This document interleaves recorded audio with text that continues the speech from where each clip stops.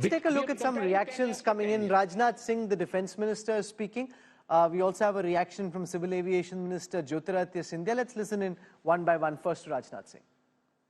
भारत की इकॉनमी की साइज जितनी इस समय है, इसमें पूरी तरह से मैं आश्वस्त हूं। इस इंटरिम बजट के कारण ही जो भी इंडिकेशन इस बजट से मिले हैं कि हमारी इकॉनमी जो आज दुनिया की टाइप 5 कंट्रीज में है, उसकी साइज बढ़कर 2027 तक मोर देन $5 ट्रिलियन जाएगी और 2030 आते आते मोर देन $7 ट्रिलियन तक पहुंचेगी। 2047 का जो एक रोड मैप दिया है प्रधानमंत्री, या उस रोड मैप, उस टारगेट को हम अचीव करेंगे। हम लोग पूरी तरह से कॉन्फिडेंट हैं। विपक्ष कौन से चश्मों से देखता है वो केवल वो जाने।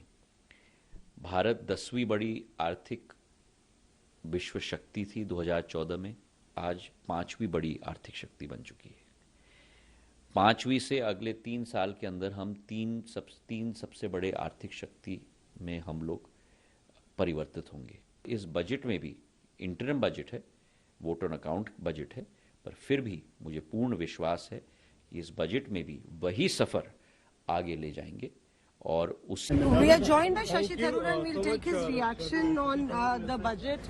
Nirmala Sitharaman even saying that we will present a white paper on how the economy really was in 2014. It will be a white paper full of red ink, I think. I mean, the fact is that this has been a very disappointing overall economic performance by the government. What we've heard is a completely dressed up, what can I say, a public relations press release exercise. One of the shortest budget speeches on record and with zero substance in it. Absolutely no reference to unemployment. Youth is being talked about, but 45% youth are unemployed. No reference to that. She talks about foreign direct investment, but foreign direct investment has dropped from 3.6% of GDP in our time to around 1% now. That's a decline, whereas say next door in Vietnam, or not so next door, a few countries away in Vietnam, it's gone up to 4.5%. What kind of success can she talk about? It really has been very disappointing. And you can't talk about GDP growth when you're ignoring the fact that there's no growth at the bottom of the pyramid, that the ordinary person doesn't have money in their pocket to afford the essentials of life. I think we have to see really how the Aam Aadmi is going to react to this kind of completely hopeless situation. But do you think the confidence, there was a lot of confidence as far as she was presenting the budget about the Modi government returning to power? There weren't many populist announcements. There was some laughter in the opposition benches when she said we'll be back in July and give you a more detailed budget.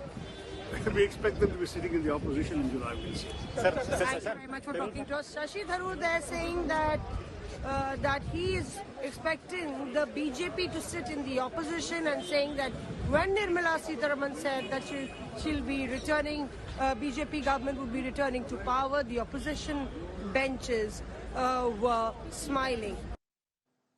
But the opposition was unusually quiet. You know, you normally expect the opposition at some stage to disrupt a budget speech. No, but there was nothing there which they could have opposed. Like, what do you oppose? No, if there is some massive taxation, when the finance minister, for example, effectively says, "I'll be back in, me puna enar in Marathi." Or no, but opposition ko bhi malum hai. Yeah, so no, that's the point. Normally, you'd say the opposition would get up and say, "Don't worry, we'll be back." You sense that it was she had a free run on a day like today. If you recall her past speeches, somewhere or the other, the opposition will titter. Will sort of question a particular number. It seems that the opposition also, I'm not saying is reconciled to defeat, but the opposition... They can see the writing on the wall. No, I think the opposition recognizes that, yeah, probably you're right, Rahul. How do we at this moment, what is that one issue that we take up and put the government on the mat? I was a bit surprised. I thought they would either take up, prevent the budget speech from starting on time by raising the Hemant Soren arrest. That's also not happened. I think they've... You run the risk of being suspended.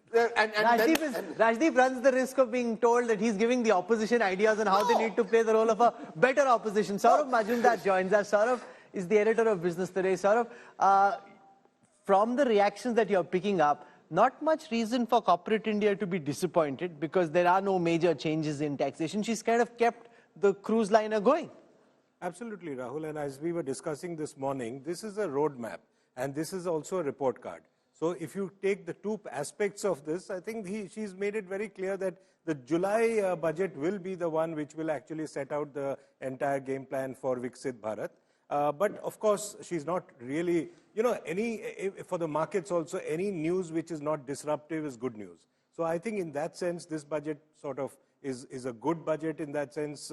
She's but corporates have this concern building up to the budget that I hope the government doesn't do anything populist in the hope of getting votes, which will end up hurting our fortunes.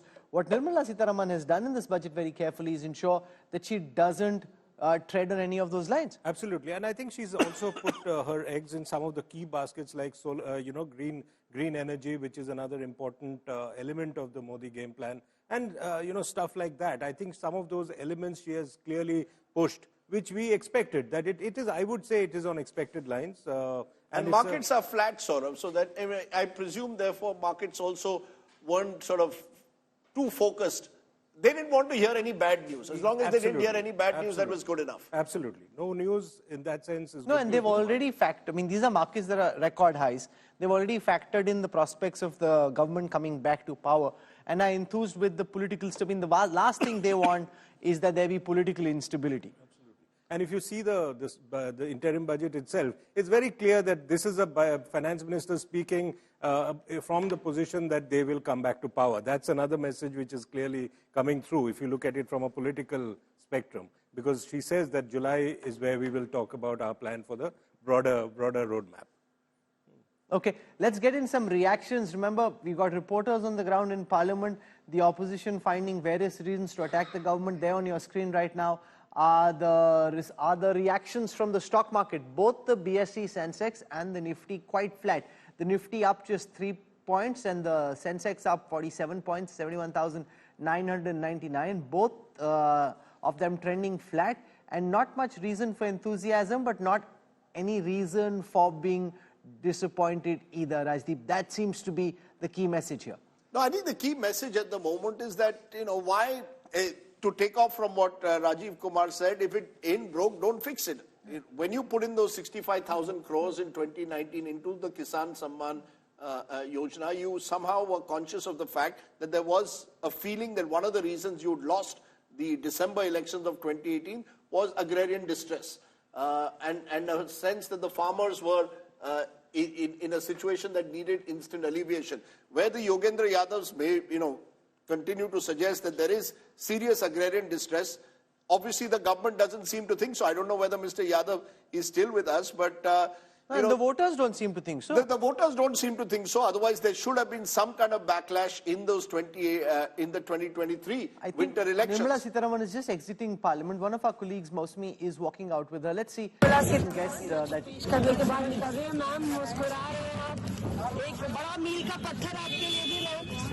Thank you. तो यहाँ पे निर्मला सीतारमन कहा जा रहा है सबसे छोटी budget speech इस बारी की रही उनकी। छठी बार उन्होंने बजट पेश किया और जिस तरह से उन्होंने मोदी सरकार की नीतियों का बखान किया, उससे ये साफ है कि एक आत्मविश्वास नजर आ रहा है तमाम सरकार की जो सोशल स्कीम्स हैं, जो नीतियां हैं, उनको लेके।